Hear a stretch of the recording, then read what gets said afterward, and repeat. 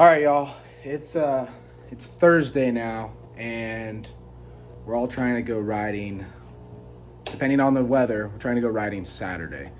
So a few things got to get taken care of, and I'm not sure if tomorrow I'll have time. But I picked up a bolt kit, a Euro style bolt kit, because I got a ton of stuff for the Jap bikes, but I needed a bunch of these, and I figured I'd just buy a whole kit so I have extra stuff anyway. So we'll finish getting the plastic all put together. We're gonna have to pull the seat off, get some stuff underneath the seat, hardware put back in place. Air filter has to get oiled and put on, and that's about it to get this guy at least functional. Oh no, it's not. Cut. So we're gonna get the plastic put back together, get the air filter oiled and put in place. And then my biggest thing, we're kind of debating on a few places right now, but one of them being Stonyford.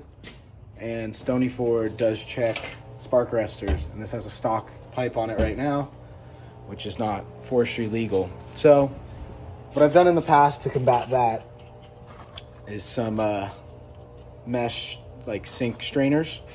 I got the multi-packs. It's got a few sizes so we can cut up and see what we got to do there. So we're gonna get that put back together. Hopefully we'll get that together tonight. I'm hoping to not have to drill out the rivets in the front of the pipe and just take the screws off the back and do everything from the back side. And then good old Letus blew up Logan's 250 and he wants to ride this weekend. And I still have the Husky, but this thing desperately needs an oil change. The last time I rode it, I sunk it in a creek and haven't changed the oil since. And I sunk it, like it floated down the river. So that's probably be changed. So maybe we'll get to that. That might be a last minute thing. But let's see what we can do with this pipe. And yeah. So some of you may or may not be interested in what is entailed in a muffler on a dirt bike, but this is your packing. You're supposed to replace it. I don't think I've ever repacked a pipe. I've maybe done one. But back in the day, the whole spark rush thing was back in the day. These used to come apart and shoot flames. This would catch fire as it came out. But pretty basic canister. So realistically, it's not like a car muffler where it has chambers. The exhaust still goes straight out, but with all these perforations, the noise is what this thing actually like catches. It's like the echoing throughout it to help quiet it down somewhat. So as you can see, it's hard to tell if I get the right lighting maybe, but there is like a little stub right there. So we're gonna try and basically have this mesh sit right around the stub, and then it'll be held on with this as it all goes back together.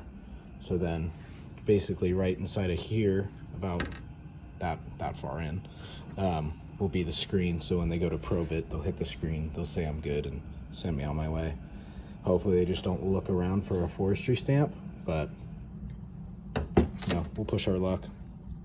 So we tried a couple different ways, but we were having some fitment issues because this actually slides in to that piece there, and the tolerance was just far too tight to be able to have the mesh like sit, kind of cap this around this. So took a flapper wheel, a grinder, and just quickly shaved off, not too much. At the end it gets super thin just to give it a good taper to slide in there, but I mean, just went around it real quick, not crazy, but definitely took off some material, and now it slides in. So we're gonna put the packing back together, which is slowly falling apart from our trial runs going in and out. And we'll get this thing all put back together, and then we'll have a screen in there. Back together, but this O-ring, it's hard to tell. If you're gonna be doing this yourself at home, you wanna make sure you have that O-ring sitting right, and it's sitting where it needs to, but you can see right there, it's got a twist in it. It might still compress and do fine, but the last thing I want is a trail of oil back here running down the bike onto the swing arm, all the nonsense. So I just gotta kind of pick that O-ring back out. I could slide it back over this way, make sure it's all nice and straight. All right, so we're getting this guy back together, all the proper hardware everywhere. We gotta throw those in still. And I don't understand why they have 6 bolts holding the back fender on, but all those in place. Even went down to make sure, go into detail to make sure, like, all these style bolts have different shoulders on them. Some of them are wider and thinner, some of them are taller, skinnier. So anyway, like I was saying, so all the proper hardware everywhere throughout. I'm gonna throw the seat back on. I'll throw these ones in real quick as well. But we are still gonna have to change this out, so this will all have to come back apart. But as I was getting ready to throw one of the air filters back in, so on 2 strokes they come, you know, just a standard cage.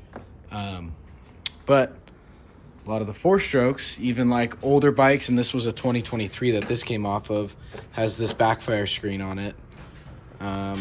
I've only ever seen one bike burn down because the backfire screen wasn't in there, and that was my Supermoto. Kind of a long story. Basically, we were up at elevation. It loaded up the filter with gas. It backfired, caught the whole subframe, airbox area on fire, kicked it out with dirt. But to this day, like, if I pulled that seat off, the bottom of the seat's still torched.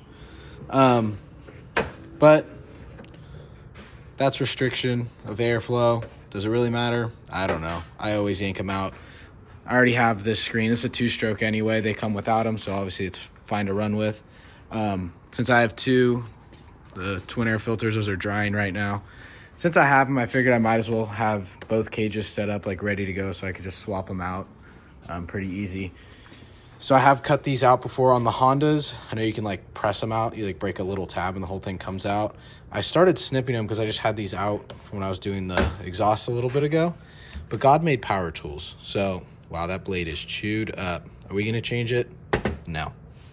Just grab our safety squints and finish cutting this guy out. All right, so the bike's mostly put together, at least for this weekend. Waiting on one of the filters to finish drying. You can smack that guy back in, oil it up. Obviously, the orange seat and no stickers is just how this thing's gonna run for this weekend. Still gotta get around to the oil change on that, which I'm gonna try and sneak in tomorrow right after work. Well, it's Saturday, and as you can see, we're not riding. So it was a rough night on a lot of us.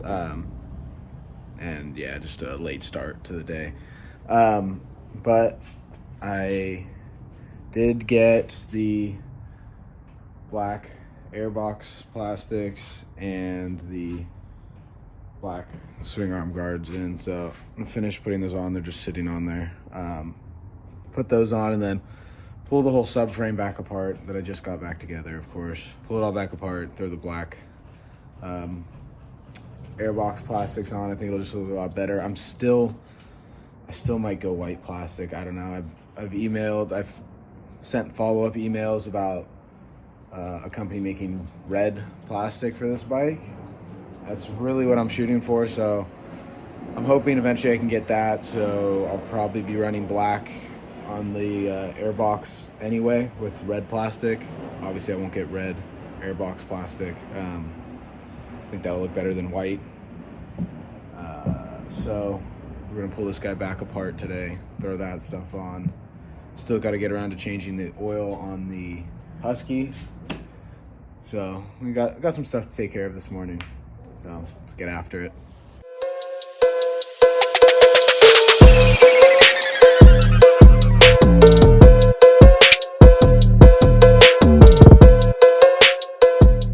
Well, it's now Saturday night, and we did decide to go riding, just a couple of us. So I threw the swing arm guards like fully on that thing. Haven't done the subframe plastics and stuff. I kind of got sidetracked today and did not get around to changing the oil in this guy. So we're gonna pull it out right now. I don't even know what time it is right now. We're gonna change the oil really quick, stuff both of these bikes in the van, throw Ethan's bike on the rack, and head up to Sacramento. Well, Granite Bay. But at least we'll get some riding content for you guys tomorrow. Wow. I'd say it was about time, huh? Oh, no. I refused to ride without a graphics kit, so I picked up these sweet Woody Woodpeckers on the the old gas station on the way up here. Thinking gonna look pretty good, I think.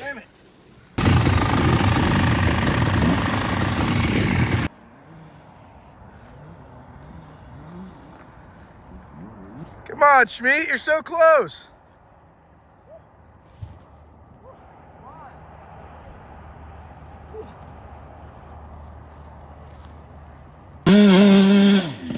There you go.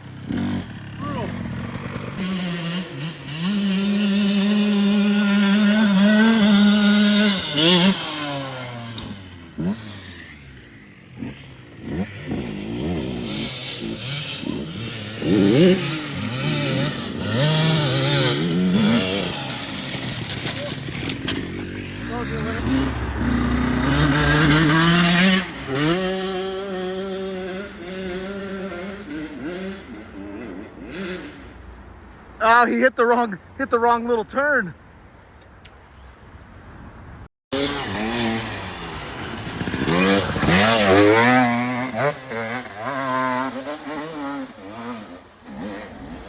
Mighty cool. Ethan, you gonna hit it? Probably gonna land right there. Just sheer cliff. Just right there. So the guys didn't show up or didn't do anything, so they said, "Nope, now you get to come sit here. Come see it." Well, bikes are all spit shined. Logan's wrapping up the Husky out front right now. My poor graphics kit, man. Took a beating. Honestly, so did the plastic. This is why I don't really like black, because after one ride, I mean, just from your legs and stuff, it gets absolutely destroyed. Still trying to figure out what I'm going to do. Part of me wants to keep it black and do, majority red type of sticker kit.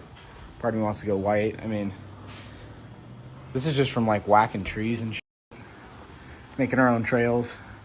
But yeah, we leave for Moon Rocks in the end of this week, so got to get this guy all tidied up. Not really much to do. I would like to throw a new tire on it, throw the skid plate on, and maybe get some grips. I love the look of white grips, but they do not last. But also, that happens to pretty much every grip, so I might just see if I can run them until they really aren't worth it. Yeah, so Moon Rocks is this upcoming weekend. There'll be some good videos for you guys. I'll still look like an idiot with an orange seat. I really need to order a seat cover. I haven't even ordered one yet, but stay tuned and see me destroy this thing another weekend.